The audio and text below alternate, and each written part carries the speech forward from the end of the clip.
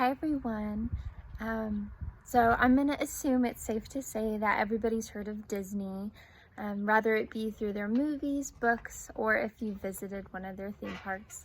Personally, Disney has been a huge part of my life growing up. My aunt would take me just about every summer, so I found it only fitting to read a story that brought back my childhood. So with that, I hope you brought your faith, trust, and pixie dust and are ready to listen to Aurora's slumber party. Princess Aurora loved being married to Prince Philip and living in the castle. But she missed her fairy friends, Flora, Fauna, and Merryweather. One day, Philip told her he had to visit another kingdom overnight. "Why don't you invite the 3 good fairies to keep you company while I'm gone?" he said to Aurora. "That's a wonderful idea," Aurora replied. "I'll send them invitations right away." Flora, Fauna, and Merryweather were excited when they got their invitations. But when they arrived at the castle, Aurora was wearing her pajamas. "Surprise!" Aurora cried. "It's a slumber party. You better change in your pajamas soon, too." The fairies quickly changed in their pajamas and then used their magic to fill the room with music. In no time at all, everyone was dancing. The party was off to a great start. Aurora took each fairy by the hand and whirled her left and right. As she twirled Fauna, Aurora's nightgown suddenly turned a lovely shade of blue. "Oh no, that won't do at all," Flora said. She pointed her wand at Aurora and turned the nightgown pink. "Not so fast," Merryweather cried, turning it blue again. Back and forth the nightgown went until finally it settled to its usual color. Suddenly, Flora picked up a pillow and swung it at Merryweather. Merryweather ducked and grabbed a pillow for her own. Fauna and Aurora stopped dancing and watched the fairies' pillow fight. Then they looked at each other and grabbed their own pillows. Soon the room was covered in feathers, and the friends were out of breath from laughing. "All that fighting has made me hungry. Maybe we should go downstairs and make a snack," Merryweather suggested.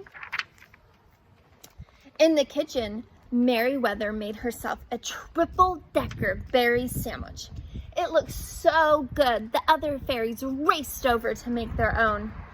Soon, the kitchen was abuzz with activity, everyone making their own bedtime snack.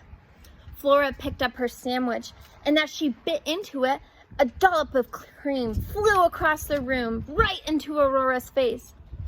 "Oops," Flora said. "I'm sorry, Princess." But Aurora wasn't upset. In fact, she was laughing.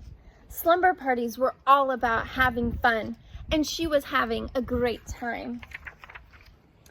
"Let's read a story," Aurora suggested when she and the fairies went back upstairs. She and her friends gathered around the bed, and Flora read to them. Soon, the fairies began to grow sleepy. Flora set the book aside, and everyone went to sleep. Everyone, that is, except for Flora. She was still too excited from the night. She tossed and turned, she flipped and flopped, and then she accidentally bonked Merryweather on the head. Merryweather woke up and rubbed her head. "Ouch," she cried. "Why'd you hit me?" "I didn't mean to," said Flora. "It's just that I can't fall asleep." "Well, now I can't sleep either," said Merryweather. All of their chatter woke up Fauna, who suggested they tried counting sheep to fall asleep. Flora and Merryweather agreed that Fauna's suggestion was worth trying. They lied down again and began to count. 1, 2, 3, Flora counted. All of a sudden, her sheep turned blue. 12, 13, 14. Merryweather counted her blue sheep. But just when she had almost fallen asleep, Merryweather's sheep changed from pink to blue. "Blue," she cried and changed them back. "Pink," Flora said, and the sheep changed color again. Soon the two fairies were sitting up having another argument, but this time they woke up Fauna and Aurora. Aurora asked what was wrong, and the fairy told her about the pink and blue sheep. Maybe there's a better way to fall asleep, Aurora said. She sat up and began to sing a lullaby to the fairies. As her sweet voice carried across the room, the good fairies closed their eyes. Soon they were asleep, even Flora. Ah, that's better, Aurora said.